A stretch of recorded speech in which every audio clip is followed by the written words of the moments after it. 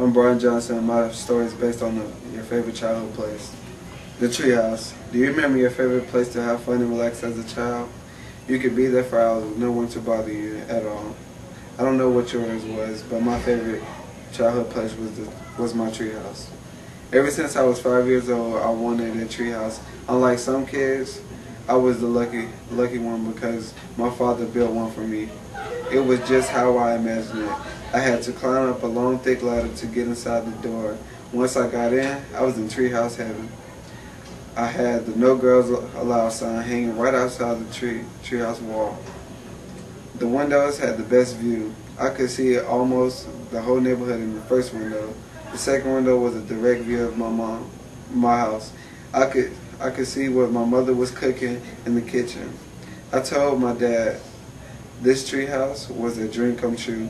Even though deep inside it was more than that. It was my getaway spot, my chill room, just so much in one. Every day after school, I do all my homework and then rush to my treehouse. And I'll be there for what it felt like forever, until my mom bugged me to come down for dinner.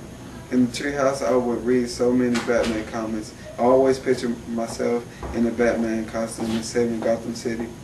There was this one time where I was sitting in the living room while Alfred got a call from the chief of police saying that the city was being attacked by the Penguin and his men. I dashed to the bookshelf, pulled my secret latch, and it took me straight down to the Bat Cave. I changed into my costume one by one. My pants, the bat belt, the gadgets, chest protector, and finally the bat mask.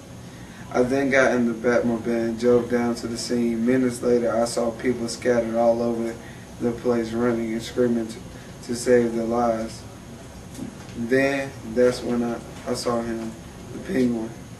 His men pulled out their guns and shot at the Batmobile with their machine guns. Little did they know it was bulletproof and it could withstand an army tank's bullet. After they ran out of bullets, I jumped out of the car, took out my bat hook and threw it at the street wall. It bounced off and sliced all three guys' arms straight off, then came back into my hands. The guys ran off hollering and screaming, but I went over to the Penguin and stood him face to face. He pulled out his umbrella and I jumped up in the air, kicked him in the face, and put my right foot on his chest as he moaned.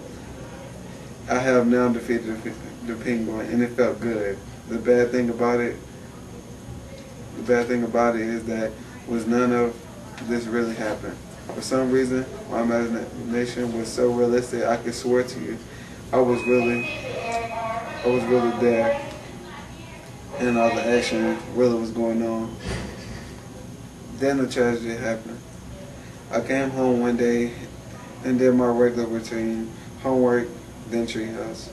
As I climbed up a ladder, I wasn't able to get in, so I started banging and banging. I just got tired and gave up.